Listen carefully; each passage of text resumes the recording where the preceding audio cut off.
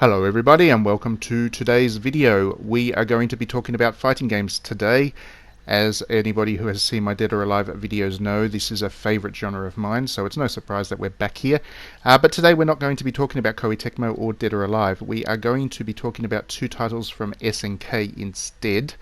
One is very old but recently had a re-release onto Nintendo Switch, and the other is a couple of years old but thematically related to this new release, and I wanted to mention it briefly in the course of this video. Just this last week, SNK released a title called SNK Gals Fighters, which is the footage that you're seeing in front of you on the screen. This is an old Neo Geo Pocket Color game, and given how rare that console and its games are and how expensive they tend to be, this is the first time that a lot of people are going to be able to play this thing, even those who are fans of SNK and fighting games. I am happy to say that it has held up spectacularly well for a genre that traditionally ages quickly. There aren't many fighting games that are as playable now as they were when they were new.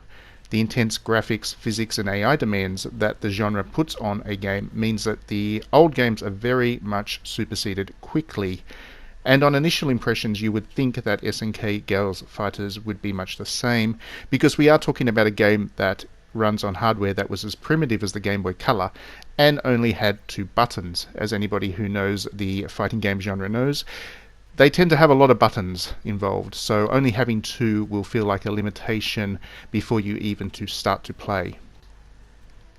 Once you start playing though, you're going to realize quickly that this game really does nail it. The action is smooth, fluid, and though there are only 2 buttons to use, the range of what you can do with those 2 buttons is really impressive. The game's roster is somewhat limited by modern fighting game standards, and there are only 11 or so characters, but they all feel distinctive and unique, and anybody who is an SNK fan will appreciate the familiarity of the characters. Athena, Mei, and others behave exactly as you would know and love them from the more recent titles. In fact, for such limited hardware, as you can see, the game really delivers. The aesthetics are solid, with the big-headed chibi characters really helping to capture the personality of each of the fighters. And we are talking about an era before fighting games tried to do much with storytelling, so SNK Gals Fighters is very much arcade in tone. But given that it has elements of the series fan service in there, Mei's chest bounces exactly as you would expect it to. For example, Athena has her costumes that she is most famous for. The game really does deliver on the SNK vibe, which is what's really important here, and anybody who has played any of the SNK games will immediately recognize what's going on with this one and have their own favorite characters and be able to jump into it and have a good time immediately. Finally, it's really important to mention just how good the emulation is of this game on the Switch. You can choose to play with a native resolution where the screen will be dominated by an image of the console and the action will be confined to a small screen in the middle. Or, if you're like me and happy to see pixelation in return for the full screen experience, you can do that too. You've got complete control over just how zoomed in you want to play. So for just a couple of dollars to buy this port, not only do you save the huge price to buy the original game secondhand on eBay, but you'll also get a genuinely entertaining little fighter and a rush of nostalgia. This game is, to this day, much more than a collector's curiosity. It's a game that is fully playable and enjoyable. It's not the only time that SNK has attempted to indulge the fan service with an all-girls fighting game, and that brings us to the second game that you're seeing on this video, SNK Heroes Tag Team Frenzy. This was released back in 2018, and in fact, despite Heroines being able to indulge the fan service to a far, far greater extreme, and it certainly does so, I think you're going to find that most of the real fans of SNK and all of these characters will actually end up preferring the humble Pocket Color release. Now, I really liked SNK Heroines.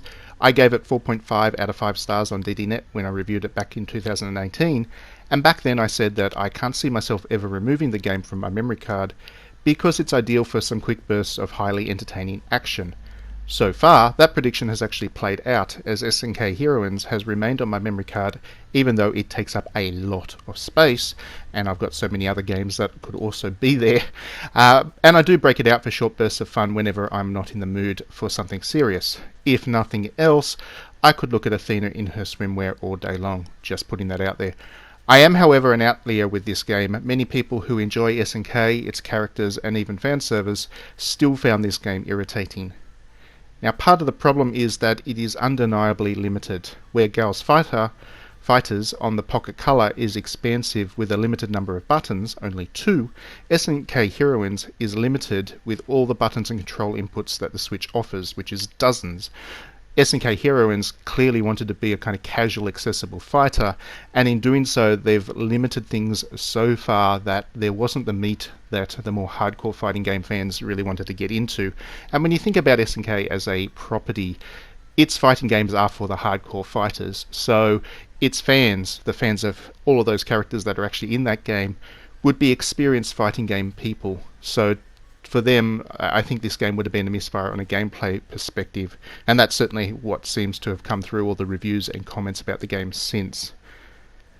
There's also a case to be made, though, that while Gals Fighters tried really hard to capture the essence of the various characters with its limitations, with its little bobbleheads and all of that, it still tried really hard to make sure that the movesets and the design of the characters and the special attacks all reflected those characters. SNK Heroines chases the fan service vote so much that it does compromise the characterization of many of the characters that has been established over many, many years and many, many games. There's all this, all the characters kind of stripped down or in very fan servicey fetish style costumes, and a lot of the time that didn't really make sense to that character. So a lot of people who were fans of the various characters actually found themselves quite disappointed with the way that they were depicted in this particular game. So I guess the lesson here is that sometimes less is more, and I do think that those developers that are aiming to be fan servicey can lose sight of that a little. It's not just SNK either. Developers have access to some incredible processing power when crafting engines, animation, and character designs, but so often that's squandered because fan service seems to simply mean stripped down these days. And yes, swimwear and gravity-defying skirts are fun, I'm certainly not going to deny that, but I would argue that fan service is much more effective when it's appropriate to the character that you're a fan of. If the fan service causes a character to dress and behave in such a way that breaks with the character's continuity, then it's actually disruptive to the experience. Now, I got really lucky because Athena's character does suit swimwear and that kind of fan service. I guess that's possibly part of the reason that I am a fan of Athena. But I do know, for example, that Terry fans in particular were absolutely shocked with what Heroines did to him as a character.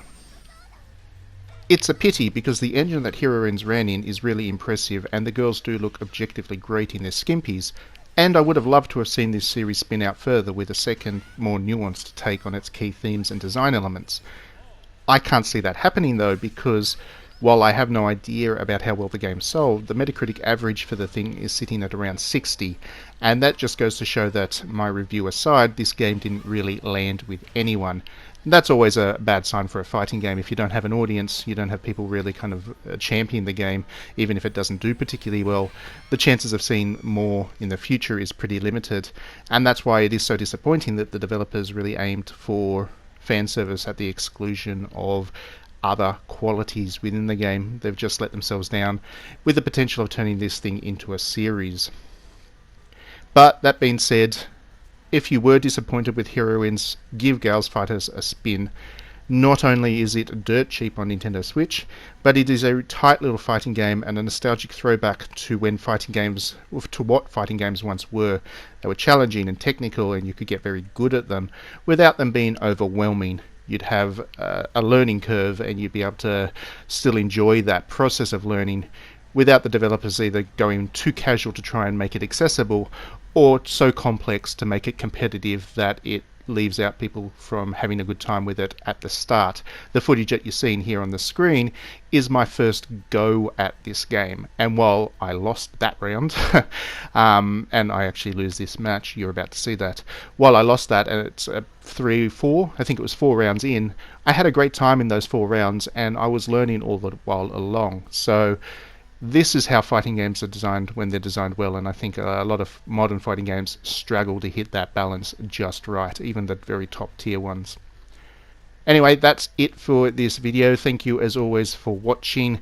If you were a fan of either of these games, but in particular of Heroines, do let me know in the comments. I'm always keen to hear from other fans. If you enjoy my videos, please do like and subscribe, that way you won't miss any.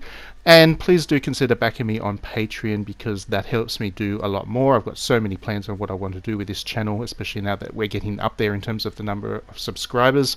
But obviously I need to be able to finance that to make it happen.